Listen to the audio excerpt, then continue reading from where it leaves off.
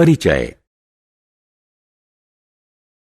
जनन मूलभूत जैविक प्रक्रम है जिसमें सजीव अपने जैसे नए सजीव को जन्म देते हैं।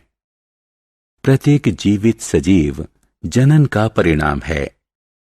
जनन की ज्ञात बहुत सी विधियों को लैंगिक जनन और अलैंगिक जनन में वर्गीकृत किया गया है।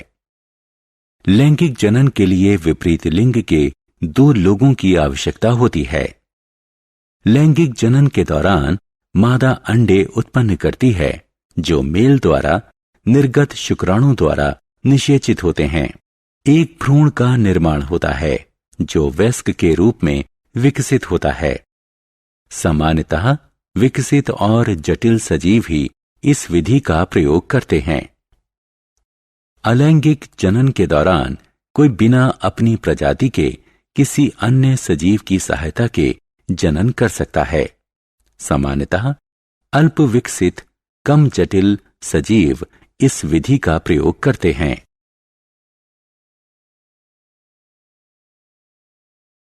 उद्देश्य। इस पाठ के अंत में आप निम्न करने में सक्षम हो जाएंगे।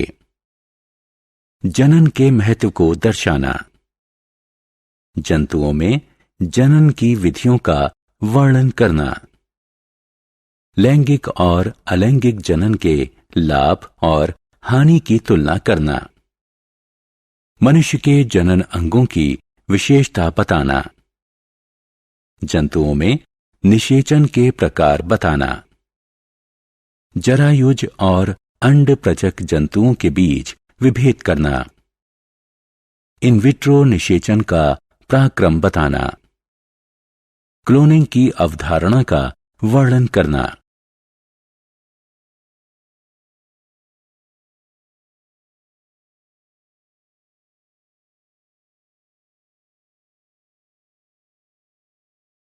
मानव जनन तंत्र।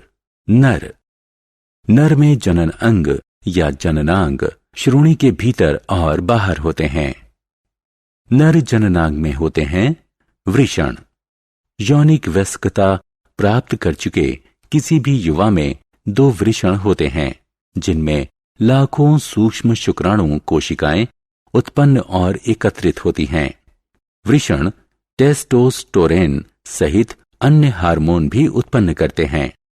टेस्टोस्टेरोन हार्मोन के कारण लड़कों में भारी आवाज, बड़ी मांसपेशियां और शरीर और त्वचा पर बाल उत्पन्न होते हैं। यह शुक्राणु के उत्पादन को भी उत्तेजित करता है। शुक्राणु नलिका। वृषण के बगल में अधिवृषण और शुक्रवाहिका होती है जो नर जननांग के शुक्राणु नालिका का निर्माण करती है। शुक्रवाहिका एक पेशीय नली होती है जो वृषण में ऊपर जाती है और शुक्राणु करने वाले तरल वीर्य का संचरण करती है। अधिवृषण कुंडलित नलियों प्रत्येक वृषण के लिए एक का जोड़ा होता है जो शुक्रवाहिका से जुड़ा होता है। वृषण कोश। वृषण और अधिवृषण श्रोणि के बाहर एक थैलीनुमा संरचना में लटके रहते हैं जिसे वृषण कोश कहते हैं। त्वचा की थैली वृषण के तापमानक को नियंत्रित करने में सहायक होती है जिन्हें शुक्राणु उत्पन्न करने के लिए शरीर के तापमान से कम तापमान चाहिए होता है। उचित तापमान बनाए रखने के लिए वृषण कोश का आकार बदलता रहता है। जब शरीर ठंडा होता है तो शरीर के ताप में बने रहने के लिए वृषण कोश सिकुड़कर कड़ा हो जाता है। जब शरीर गर्म होता है तो वृषण कोश अतिरिक्त ताप को बाहर निकालने के लिए बड़ा और लचीला हो जाता है। सहायक ग्रंथियां। सहायक ग्रंथियों में शुक्राशय और पुरस्थ ग्रंथियां होती हैं। यह तरल प्रदान करता है जिससे शुक्राणु नलिका के स्नेहन का काम करता है और शुक्राणु को पोषित करता है। मूत्र मार्ग। मूत्र मार्ग वह प्रणाली है जिसके माध्यम से वीर्य शिश्न के माध्यम से शरीर के बाहर जाता है। मूत्र मार्ग मूत्र तंत्र का भी भाग होता है, क्योंकि यही वो प्रणाली है जिससे मूत्र मूत्राशय से निकलकर शरीर से बाहर जाता है। शिश्न शिश्न स्खलन अंग है, जिससे वीर्य का स्खलन होता है।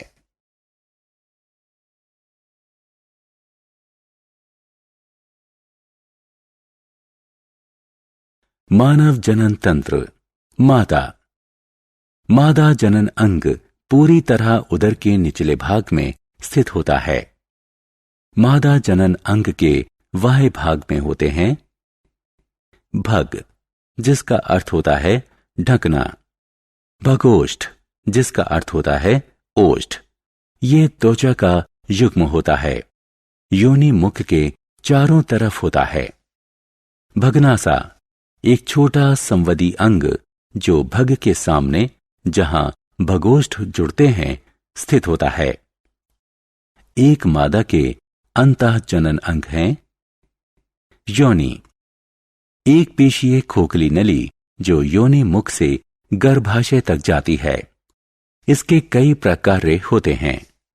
लैंगिक मैथुन, शिशु जन्म के समय उसके बाहर आने का मार्ग, गर्भाशय से मासिक स्राव का रक्त बाहर जाने का रास्ता।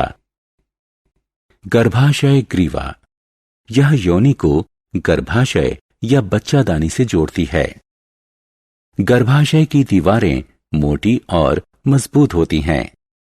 गर्भाशय ग्रीवा का मुख बहुत छोटा होता है। बच्चे के जन्म के समय गर्भाशय ग्रीवा बच्चे के निकलने देने के लिए फैल जाती है। गर्भाशय, इसका आकार उल्टी रखी हुई नाशपाती की तरह होता है, जिस पर एक मोटी रेखा और पेशीय भित्ति होती है, जिसमें मादा शरीर की सबसे मजबूत पेशियां होती हैं। ये पेशियां विकसित होते भ्रूण को रखने के लिए फैलती और सिकुड़ती हैं, और प्रसव के समय ये बच्चे को बाहर धकेलने में सहायता करती हैं। अंडवाहिनियां, इनकी संख्या 2 होती है। ये गर्भाशय के दोनों तरफ जुड़ी होती हैं। प्रत्येक नलिका का एक छोटा रास्ता होता है और नलिका के दूसरे सिरे पर एक झालर वाला क्षेत्र होता है जो कीप की तरह दिखता है। अंडाशय, 2 अंडाकार अंग जो गर्भाशय के ऊपरी दाएं भाग और बाएं भाग पर स्थित होता है।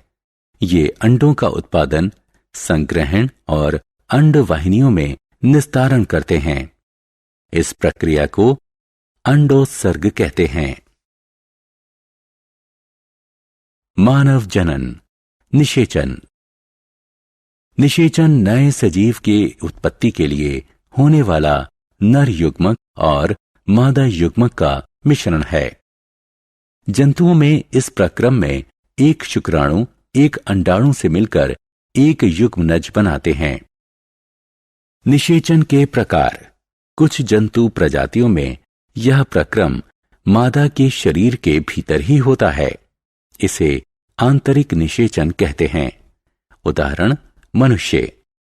कुछ जंतु प्रजातियों में यह प्रक्रम मादा शरीर के बाहर होता है। उसे बाह्य निषेचन कहते हैं। उदाहरण मछली और मेंढक।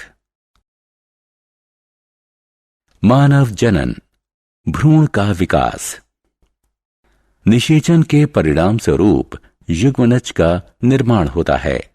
यह माता पिता की आनुवांशिक सूचनाओं का वहन करता है। यह एक कोशिक युग्मनज लगातार विभाजित होता है और एक भ्रूण के रूप में विकसित होता है। भ्रूण की विकसित अवस्था को गर्भ कहते हैं। मनुष्य में गर्भावस्था निषेचन के 8 हफ्ते बाद शुरू होती है, जब प्रमुख संरचनाएं और अंगों का निर्माण हो चुका होता है। जरायुज एवं अंड प्रजक जंतु। निषेचन के समान भ्रूण का विकास भी माता पिता के शरीर के बाहर या अंदर हो सकता है। इसी के अनुसार उन्हें जरायुज और अंड प्रजक के रूप में वर्गीकृत किया जाता है। जरायुज जंतु वो जंतु होते हैं जिनमें भ्रूण एक अंडे से नहीं बल्कि पूरी तरह से मां के भीतर विकसित होता है। जरायुज शिशु स्वतंत्र रूप से जीते हैं और उन्हें जन्म से ही बाहरी आहार की जरूरत होती है। लगभग सभी स्तनपाइयों, बहुत से सरीसृपों और कुछ मछलियों में जनन की यह विधि है। अंड प्रजक जंतु अंडे देते हैं। इसका अर्थ हुआ कि मां के भीतर भ्रूण का मामूली या कोई विकास नहीं होता है।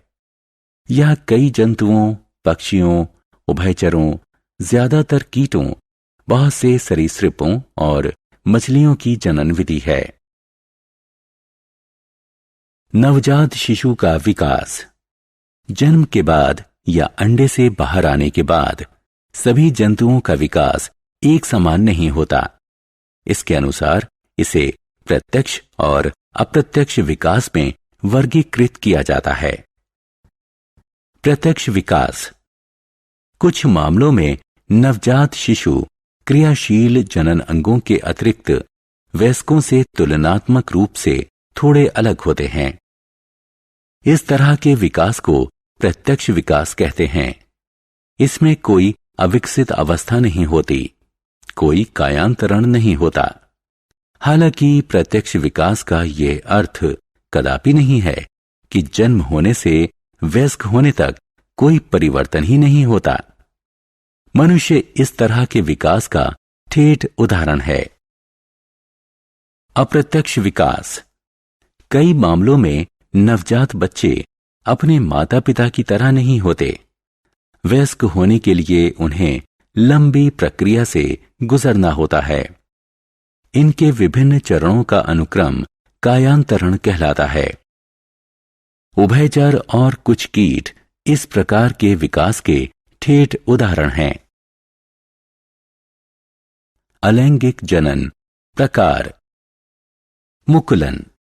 यह सबसे प्राथमिक तरह के जंतुओं जैसे हाइड्रा के जनन की विधि है।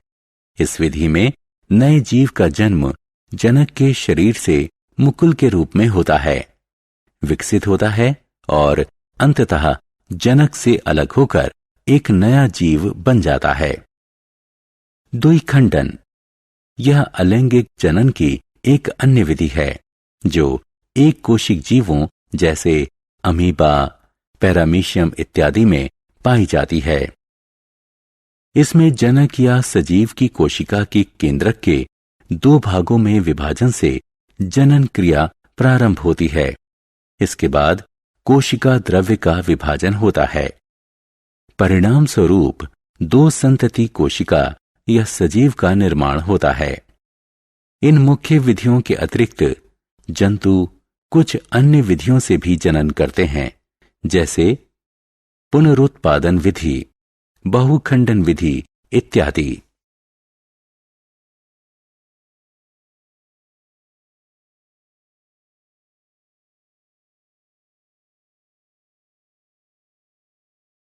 जनन की कृत्रिम विधियां। इन विट्रो निषेचन।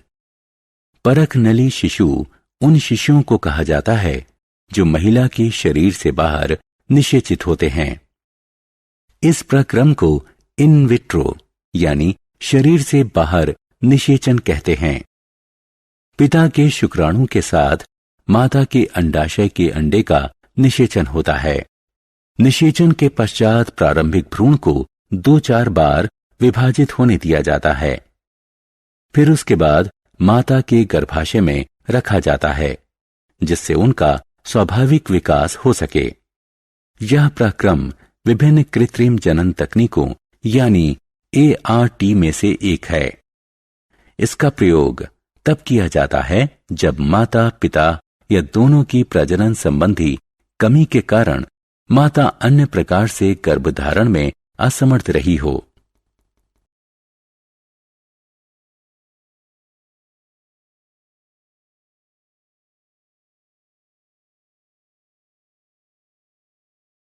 क्लोनिंग। किसी जनक की एक कोशिका से आनुवांशिक रूप से समान संपूर्ण जीव को कृत्रिम रूप से उत्पन्न करने की प्रक्रिया क्लोनिंग कहलाती है। इसका अर्थ है कि क्लोन से तैयार जीव अपने जनक से हर रूप में बिल्कुल समान होता है। क्लोनिंग प्रकृति में अक्सर होती है। कुछ जीवों में अलैंगिक जनन और एक निषेचित अंडे से जुड़वां का विकास क्लोनिंग का उदाहरण है। जीव विज्ञान के विकास के साथ अब क्लोनिंग की प्रक्रिया को कृत्रिम रूप से संभव किया जा सकता है। किसी भ्रूण कोशिका से डीएनए नाभिक निकाल लिया जाता है और अनिषेचित अंडे में आरोपित कर दिया जाता है। उसमें स्थित नाभिक पहले ही निकाल दिया जाता है। निषेचन की प्रक्रिया को बिजली के झटके या रासायनिक उपचार विधि से उत्तेजित किया जाता है। इस कृत्रिम प्रेरित योग विधि से उत्पन्न कोशिका का ग्रहणकर्ता माता में आरोपित कर दिया जाता है। क्लोनिंग द्वारा विकसित जीव आनुवंशिक रूप से बिल्कुल अपने जनक के मूल कोशिका की आनुवंशिक संरचना के समान होता है। डॉली के बाद से गैर भ्रूण कोशिका से भी क्लोन तैयार करना संभव हो गया है।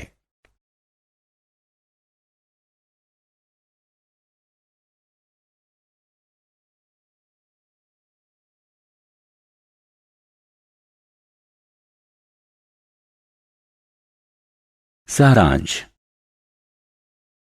आइए हमने जो कुछ सीखा है उसे संक्षेप में दोहराएं।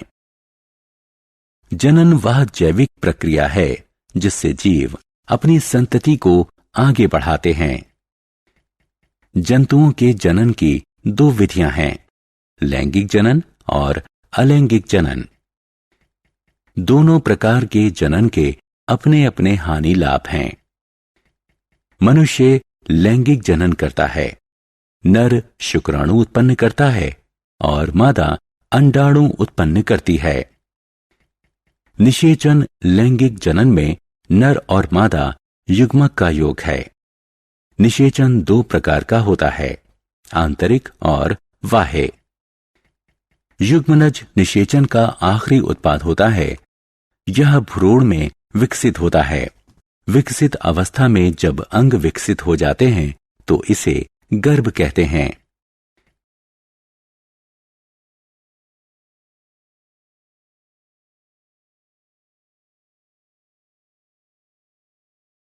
भ्रूण का विकास मादा के शरीर के बाहर या भीतर हो सकता है।